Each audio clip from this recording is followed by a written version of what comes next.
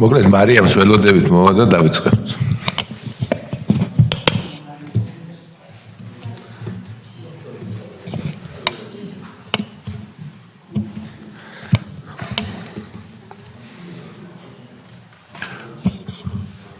Antoni მოგვიანებით შემოგვიერთება ჯანდაცვის კომიტეტზე.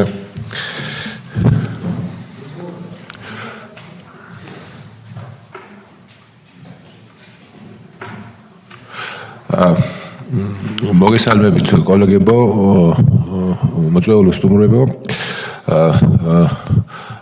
ქორუმი გვაქვს და გთხოვთ კენჭი უყაროთ წარმოდგენილი დღის წესრიგს.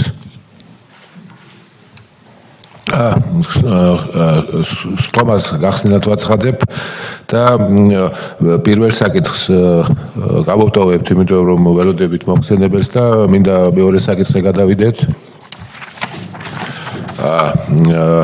ეს არის საქართველოს მთავრობის მიერ რატიფიცირებისთვის წარმოდგენილი საქართველოსა და აზიის განვითარების ბანკს შორის სასესხო შეთანხმება მოხსენებელი საქართველოს ფინანსთა მინისტრის პირველი მოადგილე ბატონი გიორგი გაგაურიძე. გთხოვთ ბატონი გიორგი.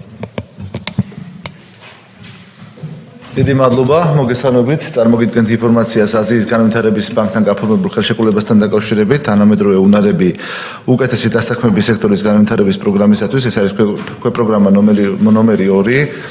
პირველი ქვეპროგრამა, პირველი ფაზა ამისი იყო 2020 წლის ბოლოს მოეწერა ხელი, 2021 წელს მივიღეთ შესაბამისი თანხა 42.416.000 ევრო იყო მაშინ.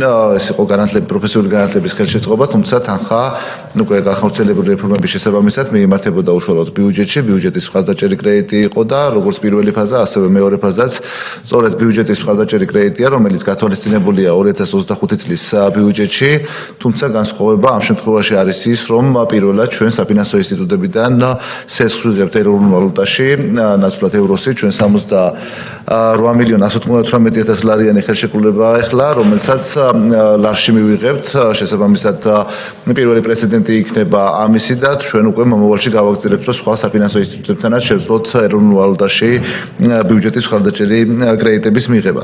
რაც შეეხება კომპონენტებს, ძირითადად უკავშირდება ჩვენს გადადგმულ ნაბიჯებს პროფესიული განათლების განვითარების კუთხით, მათ შორის ხელმისაწვდომობის და კერძო სექტორის მეტი ჩართულობა, დაფინანსების და მოსწავლეთა რაოდენობის და პროფესიული განათლების სექტორში და ასე შემდეგ. რაც შეეხება სესხის პირობებს, ეს არის 15 წლიანი სესხი, 3 წელი გვაქვს შეღავათიანი პერიოდი, რაც შეეხება საპროცედო განაკვეთი უკვე კონკრეტულად ჩამორიცხვის დღეს შეგვეძლება გადაწყვეტილება მივიღოთ, როგორი იქნება ეს ფიქსირებული თუ ცვლადი. რაც შეეხება ვალუტას, კიდევ ერთხელ ვიმეორებ, არის ლარი და არის 68.198.000 ლარი, რომელიც მიმდინარე წელს ჩამოირიცხება ბიუჯეტში. დიდი მადლობა.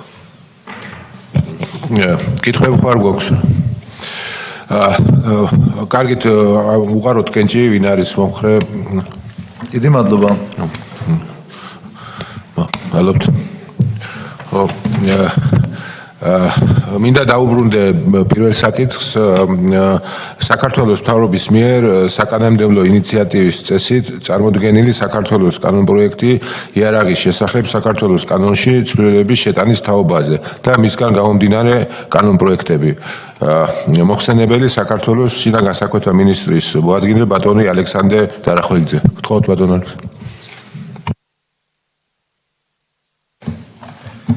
მოგესალმებით, პირველ რიგში ბოდიში ერთით დაგვიანებისთვის წინა კომიტეტი ცოტა გაგვიგრძელდა აღნიშნულ საკითხთან დაკავშირებით. წარმოგიდგენთ იარაღის შესახებ საქართველოს კანონსა და თანამდებობ კანონებში ცვლილებების პაკეტს. აღნიშნული ცვლილების მიზანს წარმოადგენს მოწესრიგდეს იარაღის გაცემასთან დაკავშირებული საკითხები. მოგეხსენებათ, რომ დღეს კანონმდებლობის თანახმად ერთ-ერთ შემზღუდავ გარემოებას წარმოადგენს იარაღის ნებართვის გაცემის, თუ კი პირი დაავადებულია ფსიქიკური ჯანმრთელობის პრობლემები გააჩნია, ასევე დაავადებულია ალკოჰოლიზმით, ნარკომანიით და ტოქსიკომანიით. გარდა ამისა, გარკვეული ჯანმრთელობის მდგომარეობა შეუსაბამოა მათ შორის მართვის მოწვევის გაცემასთან. დღეს ალბათ ყველას გვინახავს, რომ აღნიშნული მდგომარეობის შემოწმება ხდება მხოლოდ ლიცენზიის გაცემის დროს, როდესაც წარმოადგენთ შესაბამის დოკუმენტს, თუმცა პერიოდულად მისი შემოწმება არ ხორციელდება და თუ კი თქვათ ნებართვის გაცემის დროს პირს ჰქონდა ასე ვთქვათ, ისეთი მდგომარეობა, რომ შეესაბამებოდა ნებართვის გაცემის პირობებს, შემდგომში თუ კი შეიცვალა, ამ შემთხვევაში კონტროლის მექანიზმი არ არსებობს და ძალიან რთულია ამ ყველაფრის გაკონტროლება, მით უმეტეს იმგვარად, რომ პოლიციას არ აქვს უფლება გამოითხოვოს ინფორმაცია ამა თუ იმ სამედიცინო დაწესებულებიდან. სწორედ ამიტომ და ამ პრობლემის აღმოსაფხვრად შევიმუშავეთ აღნიშნული კანონპროექტი, რაც გულისხმობს იმას, რომ ჯანმრთელობის ჯანდაცვის სამინისტროს ბაზაზე უნდა შეიქმნას ერთიანი მონაცემთა ბაზა, ელექტრონული ბაზა, სადაც მთავრობის დადგენილებით განსაზღვრული კონკრეტული შემთხვევები, ამ შემთხვევაში დაავადებები და ნოზოლოგიები აღირიცხება და უკვე შინაგან საქმეთა სამინისტროს შესაბამის დანაყოფებს, ვინც გასცემს ლიცენზიას იარაღთან დაკავშირებით თუ სხვა მიმართულებით, როგორც არის მაგალითად სატრანსპორტო საშუალების მართვის მოწოება, ამ შემთხვევაში წვდომა იქნება ამ ბაზასთან. ანუ პრაქტიკაში როგორ იმუშავებს ეს მექანიზმი, თუ კი პიროვნებას დაუდგინდება კონკრეტული დაავადება, რომელიც მთავრობის დადგენილებით არის განსაზღვრული, ის სამედიცინო დაწესებულება, ვინც ამ დიაგნოზს დასვავს, ვალდებული იქნება, რომ მონაცემები შეიტანოს შესაბამის ბაზაში და ავტომატურად უკვე მომსახურების სააგენტო დაინახავს ამ შემთხვევას, თუ კი გაცემული არის მაგალითად იარაღის ნებართვა ან მართვის მოწობა, ამ შემთხვევაში მოხდება მისი შეჩერება და შესაბამის პოლიციას გაეგზავნება მიმართვა, რომ მოხდეს იარაღის სარგებლობის შეზღუდვა და მისგან ამოღება, სანამდე არ მოხდება ასე ვთქვათ, ინფორმაციის შეცვლა ან ამოღება კონკრეტული პირის ბაზიდან, ან არ მოხდება გადაფორმება იარაღის სხვა პირზე. ამ შემთხვევაში ეს ბაზა იქნება უტყუარი ბაზა და ჩვენ ვიქნებით დამოკიდებული თვითონ თავად დაწესებულებების, ანუ სამედიცინო დაწესებულებები გულისხმება მათ ასე ვთქვათ, გადაწყვეტილებაზე, თუმცა მთავრობის დადგენილებით იარსებებს მექანიზმი, რომელიც ამ გადაწყვეტილების შეცვლის საფუძველი იქნება, ანუ იქნება ეს ექსპერტიზის საკითხი თუ ასე შემდეგ. ეხლა რა მიზნით გამოიყენებს, ყველაზე დიდი ასე ვთქვათ, წუხილი ამ ბაზის რაც არსებობს, ეს არის მიზნობრიობა, რა მიზნით შეიძლება გამოიყენოს პოლიციამ ეს მონაცემები. ერთადერთი იმ მიზნით გამოიყენებს, რაც კანონით არის განსაზღვრული, ეს არის იარაღის ნებართვის გაცემა გაუქმება, კერძო დაცვითი საქმიანობა და ლიცენზიის გაცემა გაუქმება, სატრანსპორტო საშუალების მართვის მოწვევის გაცემა ჩამორთმევა, შემაკავებელი ორდერის გამოცემისას ქალთა მიმართ ზაღადობის ან და ოჯახში ზაღადობის განმეორებით რისკის შეფასებისას, თუ კი ორდერის გამოცემა მიმდინარეობს, ამ შემთხვევაში პოლიციას წვდომა იქნება ამ მონაცემებზე. ასევე დროებითი მოთავსების იზოლატორებში პირის განთავსებისას პირველადი სამედიცინო შემოწმების დროს მისი ჯანმრთელობის მდგომარეობის დადგენის მიზნებისათვის, გარდა ამისა, თუ კი პირი სამუშაოდ მიიღება შინაგან საქმეთა სამინისტროს სისტემაში, ბუნებრივია ასეთი ადამიანის ჯანმრთელობის მდგომარეობა უნდა შემოწმდეს.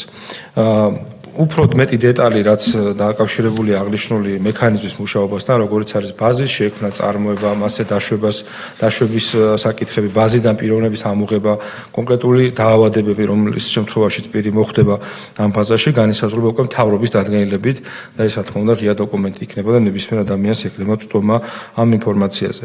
სხვა მხრივ დანარჩენი გამომდინარე კანონპროექტები არის თამდევი ცვლილებები, რომელიც ითვალისწინებს ჯანმრთელობის მდგომარეობის შესახებ ინფორმაციის წვდომის საკითხებს ამ კანონიდან და ამ პრინციპებიდან გამომდინარე. თუ კი კითხვები არის, რა თქმა უნდა, საათ ვარ დეტალურად გესაუბროთ. დიდი მადლობა. კითხვები გვაქვს? გთხოვთ უყაროთ ხელში აღნიშნულ კანონპროექტს. მადლობთ. დიდი მადლობა.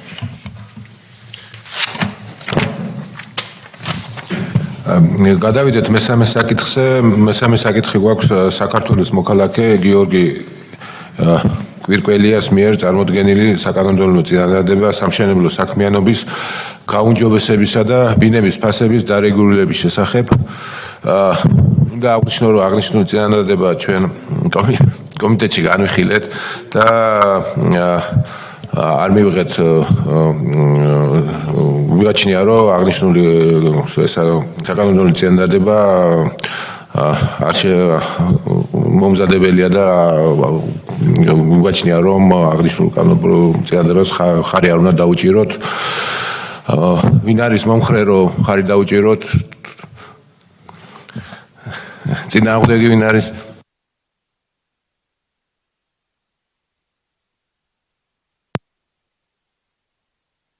არის საქართველოს პარლამენტის დაგრობილი ეკონომიკისა და ეკონომიკური პოლიტიკის კომიტეტის 2025 წლის სამოქმედო გეგმის განხილვა და დამტკიცება. მოხსენებელი საქართველოს პარლამენტის წევრი შოთა ბერეკაშვილი მინდა აღვნიშნო რომ წლის გეგმა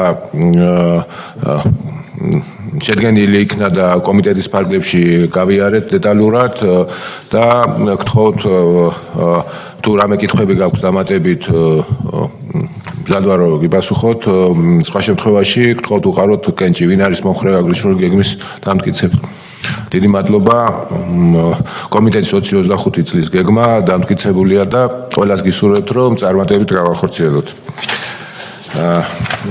მეხუთე საკითხი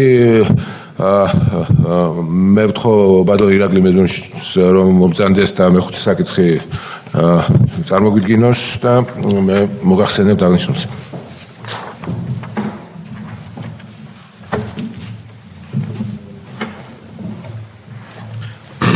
მოგესალმებით კოლეგებო.